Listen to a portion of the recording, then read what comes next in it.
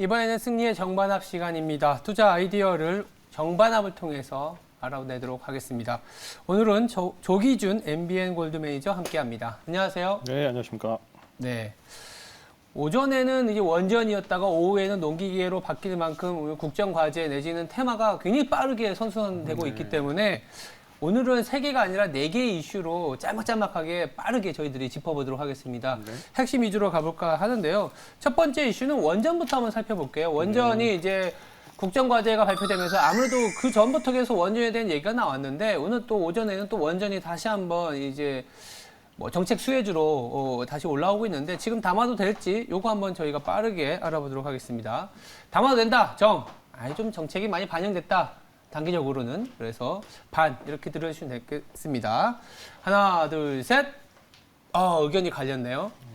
일단 뭐 정부터 말씀드리면 뭐 이제 반하고 합은 하시면 되니까 저는 그냥 에너지 자립도라든지 친환경을 갖고 가기 위한 원전의 어떤 쓰임새는 계속 높아질 수밖에 없다라는 생각에서, 그리고 예전에도 한번 조기준 매니저하고 얘기했던 것도 이제 그 많이 오른 시세가 많이 분출된 원전 이런 게 아니라 한국전력이라든지 이런 이제 턴어라운드, 그리고 원전의 대표 주자들이 아직은 가격이 굉장히 낮은 수준에 있기 때문에 대형주 위주로 보자라는 시각에서 이제 정을 들였다고 하시면 될 것 같고요. 반대를 한번 들어볼까요?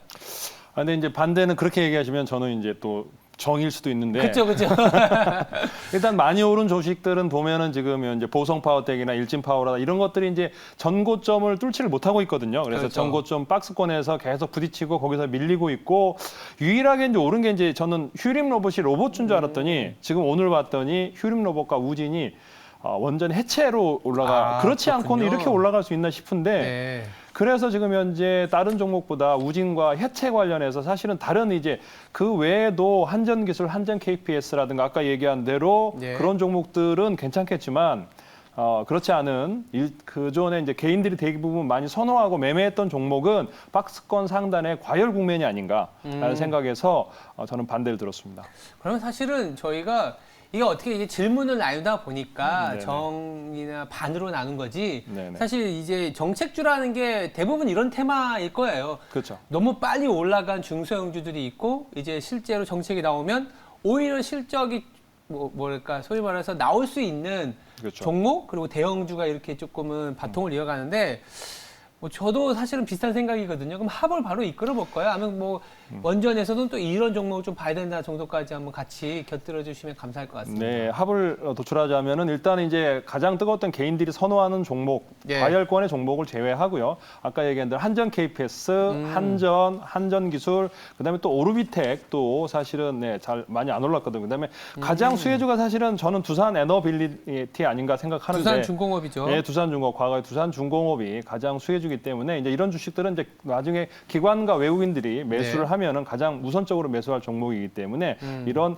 원전 중에서도 대형주들 안 오른 종목 위주로 관심권 가져주시면 좋지 않을까 생각합니다. 네, 두산중공업, 그러니까 이제 두산 에어빌리티, 네. 에어빌리티를 중심으로 이게 뭐 자막에 나가고 있는 종목들이 한전 KPS, 한전기술, 뭐 한전이라고 들어간 종목들 사실은 수혜인데 크게 못 올랐기 때문에 이런 종목들 중심으로 보자라고 저희가 합을 이끌어 봤습니다.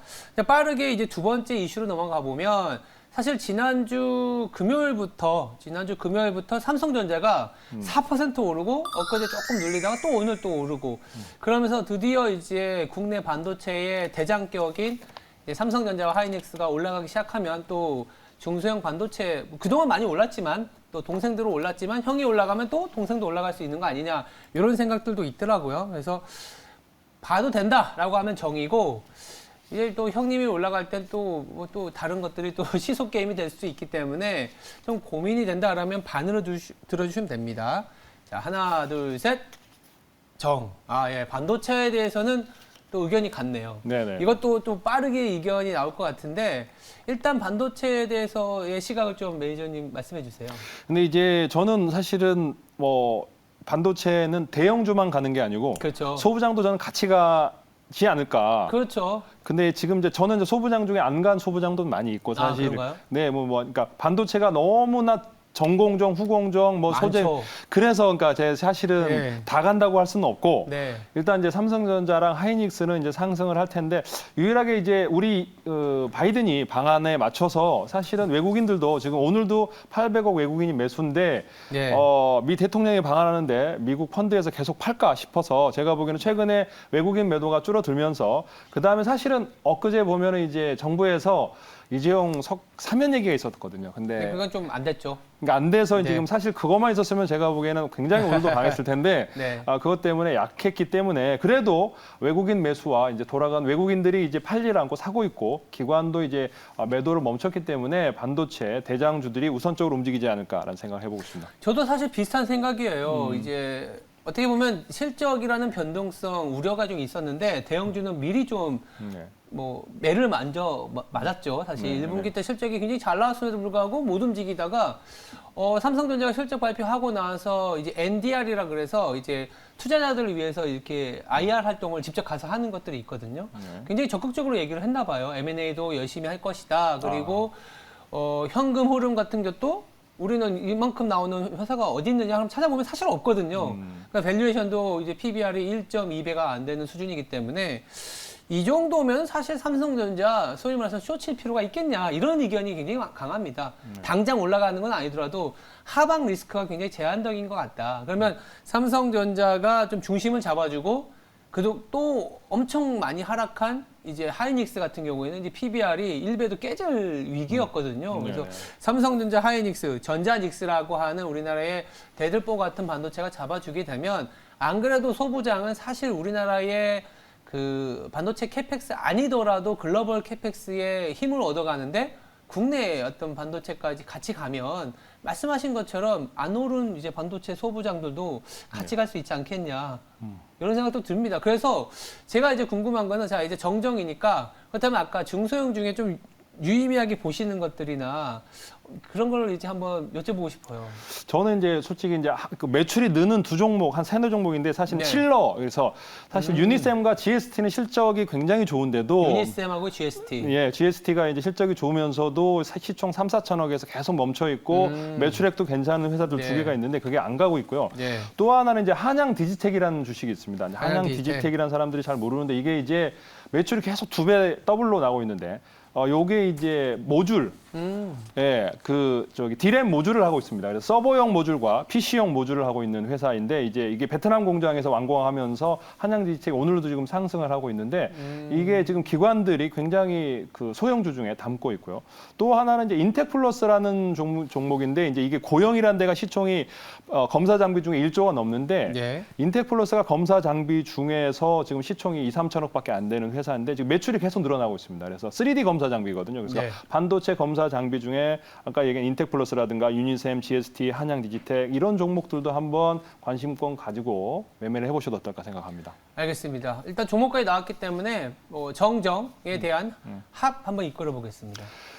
반도체 관련해서 어떤가 삼성전자, 하이닉스가 지금 네. 이제 상승 흐름을 타기 시작했고요. 그다음에 외인들, 기관들 매도세가 멈추고 개인들만 매수를 했는데 결국은 이제 6만 전자에서 이제 7만 전자로 도약할 날이 5월 달일지 아니면 네. 제가 보기엔 바이든 방한 이전에 갔으면 좋겠고 왜냐하면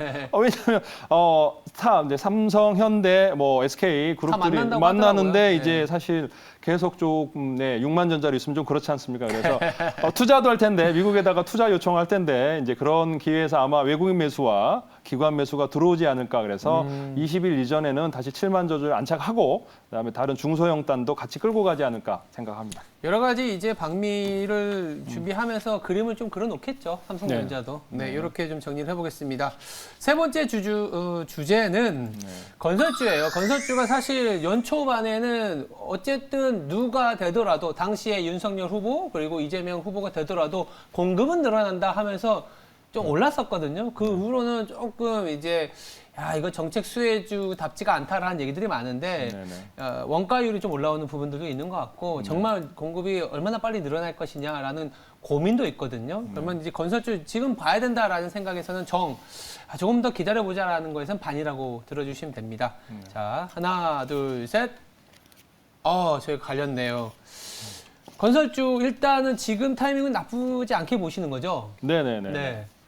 근데 이제 건설주도 이제 최근에 움직였던 건설주도가 이제 사실은 정부에서 재개발과 더불어 네. 이제 주택 뭐 200만 호 공급이라든가 뭐 이런 여러 가지 이슈에 의해서 중소형 단에서 건설주가 움직였는데 저는 좀 대형주 단에서 건설주들을 지금 현재 보고 있습니다.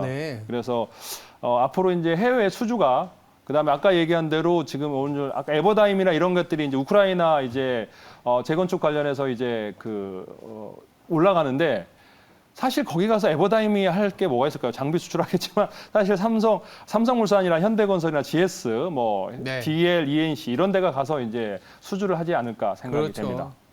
그런 부분이라면 저도 사실은 정이긴 합니다. 대형주가 조금은 움직여야 되지 않겠냐는 생각에서 예를 들어서 지금 실적 발표한 건자재 그리고 건설 기업들의 실적을 보니까요.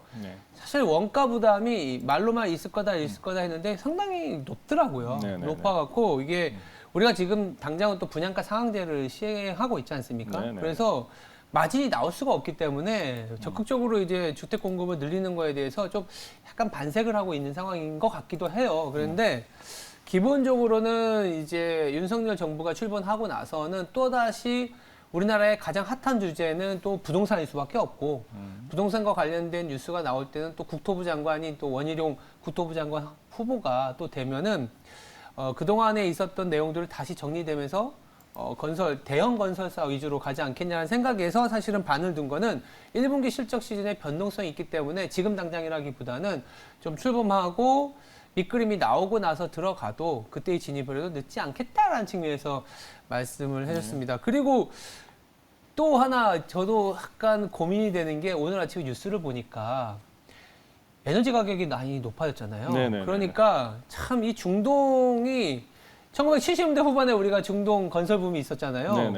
그 정도까지 기대가 될까라는 고민도 있는데 그것도 어떻게 보세요? 카타르가 엄청 수혜를 받고 있다고 하더라고요. 그게 이제 제가 저번에 왔을 때 이제 세아제강을 말씀드렸었거든요. 강관. 저도 그쪽 괜찮게 보거든요. 근데 이제 이게 4월 그때 이후로 24일 날 수주가 있었더라고요. 그러니까 카타르 관관에서 1,700억을 갖다가 이제 스테인리스 관관을 수출하는데 1,700억입니다. 근데 거기에 이제 어디서 수주를 했냐면 삼성물산에서 4월 24일 공주하면서 지금 현재 지금 거의 최근에 거의 90% 이상 100% 올라가고 있는데 세아제강이 지금 현재 수주가 있었고 이런 카타르가 우리가 지금 현재 러시아 가스관을 이제 차단한다고 그러면서 대안으로 카타르에서 지금 이제 가스를 LNG 가스를 지금 현재 도입을 하면서 수주가 될 것 같고 앞으로 이쪽에 관련해서 대형사들 삼성물산, GS건설, 현대건설은 수주 과거 옛날에 중동 붐처럼 또다시 한번 불어닥치지 않을까라는 생각해 봅니다. 일단 그쪽에 돈을 많이 벌었으니까 뭔가의 어떤 수주에 대한 기회는 있을 것이다 라고 볼 수 있을 것 같습니다. 그렇다면 합을 바로 이끌어 보겠습니다. 일단 뭐 건설 관련해서 이제 주택 상한제 뭐 이런 것들 때문에 이제 국내 건설보다는 해외 수주에 따라서 이제 대형 건설사들 위주로 한번 실적에 따라서 관심 가져보면 좋을 것 같다 생각해 봅니다. 알겠습니다. 저희가 또 숨차게 빠르게 세 가지 주제를 얘기했는데 네 번째는 이제 또 곡물이에요. 이게 곡물은 올해 내내 또 어떻게 보면 이어질 수도 있는 그러니까 주식과 달리 곡물 가격은 계속 변동성이 심할 수밖에 없기 때문에 여기에서 이어지는 투자 아이디어는 계속 나올 수밖에 없을 것 같습니다. 뭐 수혜를 보든 피해를 보든. 자, 그렇다면 이제 곡물주와 관련해서는 우리가 가격 조정이 지금은 좀 이어지고 있거든요. 그럼 가격 조정이 이어지는 거를 틈타서 거기서 투자 아이디어를 가져가야 된다라는 건 정으로 들어주시면 될 것 같고 그냥 이제는 곡물주와 관련된 건 이제 좀 신경 쓰지 말자라고 하면 반을 들어주시면 됩니다. 자, 하나, 둘, 셋, 정. 네. 곡물주는 저도 아까 제가 질문에서도 말씀드렸지만 올해 내내 저도 이제 한번 말씀을 드려보면 원자재 담당 애널리스트하고 외국계 레포트를 많이 봤는데 외국계에서는 실질적으로 아르헨티나라든지 미국 그리고 중국 거기에는 농장의 이제 농업 주주들 아니면 주인들하고도 이제 인터뷰를 한 기사가 있더라고요. 그리고 제가 우리 그 제작진과의 톡방에서도 공유한 게 있는데 아르헨티나 남미 쪽이 지금 엄청난 그 폭설로 이 파종을 그러니까 이게 씨앗에 대해서 올라와야 되는 그 기간이 있잖아요. 네네. 이게 안 되고 있는 거예요. 이게 실질적으로 러시아 우크라이나 전쟁이라는 리스크도 있지만 기후 변화라든지 환경적인 변화 때문에 우리가 실제 9, 10월에 갔을 때 최대 수확 시기에 생각보다 곡물의 소출량이 적을 수밖에 없는 이슈가 있다. 그렇다면 곡물과 관련된 아이디어는 뭐 3분기까지 수확이 나온다 그러면 6, 7월까지도 뭐 농기기도 마찬가지일 수 있고요. 수출량을 늘어야 되니까 곡물 관련 아이디어는 계속 가져가야 되는 거 아닌가라는 생각에서 정을 들었습니다. 저는 이제 곡물뿐만 아니라 비료가 같고 사료가 같고 그 다음에 이제 저는 이제 아까 얘기한 대로 사실은 가축 관련해서 세계 1위의 수출국은 브라질입니다. 그래서 아르헨티나보다도 브라질이 이제 어떻게 되느냐에 따라서 가장 이제 닭고기, 돼지고기, 소고기를 수출 많이 하는 나라인데 사실 지금 최근에 이제 하림과 그 마니커라든가 이런 것들이 상승을 했는데 그 외에 이제 정다운과 제가 보기에는 이제 동호팜 테이블 닭고기 관련 이제 안 갔던 주식들 이제 실적이 굉장히 좋습니다. 흑자가 나고 있는. 마니커는 적자거든요. 근데 동호팜과 정다운 오리고기라든가 우리가 옛날에 주원 산오리라고 하는데 그다음에 오리고기 그다음에 하림 이런 회사들은 이제 흑자가 나고 있는 회사들이기 때문에 닭고기 파동이 또 나올 것 같고 최근 들어서 이제 프랑스에서 그런 뉴스를 봤거든요. 팜유 수출 제한으로 인해서 프랑스에서 1인당 식용유 2병 제한을 했더라고요. 그래서 이제 그 식용유 관련해서 지금 콩 관련해서 이제 미국에서도 콩 기름으로 해서 이제 정유 섞어서 쓸 수 있게끔 디젤, 바이오 디젤을 하듯이 전 세계적으로는 식용유도 결국에는 부족하지 않을까. 지금 현재 최근 들어서 이제 수출 제한을 했기 때문에 팜유 수출 제한이 이제 하루 한 1, 2주 정도 영향을 미칠 거라고 생각하고 유로부터 지금 현재 식용유 관련해서 그래서 이제 우리나라에서 사실 셈표가 올라가는데 식용유는 사조 대림하고 대상홀딩스, CJ 제일제당 여기밖에 없거든요. 그러니까 식용유 사조의 패라고 그래서 사조 대림 합병한 사조 대림과 그다음에 CJ 제일제당이 식용유 관련해서는 대부분이고 그다음에 대상홀딩스랑 JC 케미칼은 이제 팜유 인도네시아의 팜 농장을 가지고 있는 회사들이기 때문에 그와 관련해서도 또 쉬었다가 저번에 보면은 이제 대상에너지라든가 에너지 관련주들이 뜨듯이 또 팜유 관련 애들이 또 1, 2주 지나면 또 움직이고 그러지 않을까 그래서 계속 순환매되고 그럴 것 같습니다. 지금 그렇다니 그렇게 보면 아까 말씀하신 것처럼 곡물과 관련해서 지금 남아있는 아니면 기대가 되고 있는 쪽은 아까 식용유하고 축산물 그리고 종목은 이제 대상홀딩스, 사조대림, CJ 제일제당을 조금 주목해보자. 이렇게 정리가 될 것 같고 그러면 이제 바로 합을 말씀해 주시죠. 일단 지금 사료 관련, 축산물 관련 주식은 이제 곡물 가격, 즉 날씨에 따라서 많은 영향을 미치기 때문에 하루 아침에 이게 생산되는 게 아니기에 테마 형성이 금방 끝날 것 같지는 않고 계속 지속될 거라고 생각합니다. 그래서 식용유 관련, 그다음에 육계 관련 종목들은 계속 관심권에 두시고 매매를 해보는 것도 좋을 것 같습니다. 알겠습니다. 식용유와 육계 이렇게 정리를 했고요. 이렇게 정반합을 통해서 4개의 이슈를 좀 빠르게 정리를 해드렸는데 이제 시장을 이기는 필승 종목을 좀 들어볼 시간입니다. 필승 종목이 뭐가 있을까요? 그 전에 제가 이제 저번에 바이오 FDNC를 말씀드렸었는데 그때 23,000원에 추천드렸었는데 그게 2만 원까지 빠졌었거든요. 근데 그게 다행히 지금 지금 오늘 목표가를 터치했더라고요. 한번 리뷰를 좀 볼까요? 지금 이제 지금 현재 이제 29,250원까지 상 몰렸다가 밀렸습니다. 그래서 20% 이상 수익이 났고 만약 그때 손절 라인 2만 원을 잡았다면 40% 수익이 났었거든요. 그다음에 이제 뒤돌아보면 그렇죠. 단기간에 많이 올랐고 지금 이게 식물성 관련 이제 바이오주기 때문에 임상을 위험이라든가 이런 임상을 하고 있는 회사고 또 자회사 투자 회사가 이제 일본의 향수 이게 이제 마이크로소프트 빌 게이츠가 투자한 회사 재단이다 그래가지고 지금 상승 중인 걸로 알고 있습니다. 그럼 이런 바이오 FDNC 같은 오늘의 필승 종목도 혹시? 한번 오늘도 이제 한번 테마 종목을 한번 찾아봤습니다. 근데 지금 오늘 관심 종목은 이제 사실은 중소형단입니다. 그래서 그 금액이 얼마 높지 않기 때문에 조금 리스크 관리하시면서 매매를 하셔야 되고 오늘 한번 올랐다가 밀렸습니다. 그래서 TPC라는 종목을 가져왔는데요. 공장 자동화 그다음에 부품을 하고 있는 장비 생산 업체인데 협동 로봇과 3D 프린터 신사업을 육성 중인 회사입니다. 2021년 매출액이 870억에 영업이익 21억을 나고 있는 흑자 기업으로 2차 전지 반도체 투자 확대에 따라서 2022년 1,000억 매출과 영업이익 50억 이상을 예상되는 회사이기 때문에 지금 최근 들어서 이제 이 회사가 로봇 관련해서 엮여 있는데 3D 프린터 종목 중에 흑자가 나오고 있는 회사고요. 해외 3D 프린터 기업과 협업을 해서 지금 현재 그런 매출이 나오고 있는 회사이기 때문에 지금 그런데 이제 테마주기 때문에 시총이 800억, 1,000억 이하이기 때문에 리스크 관리하시면서 매수를 하시면 좋겠고요. 매수가는 5,000원에서 5,400원대까지 매수를 하시고요. 목표가는 8,000원까지 잡아드리겠습니다. 그리고 예. 손절은 4,000원 잡아드리면 되겠습니다. 네, TPC 말씀해 주셨고요.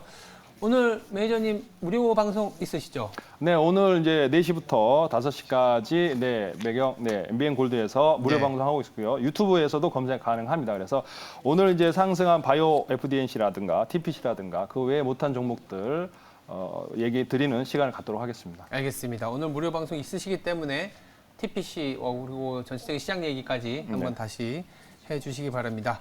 지금까지 승리의 정반합이었습니다. 감사합니다.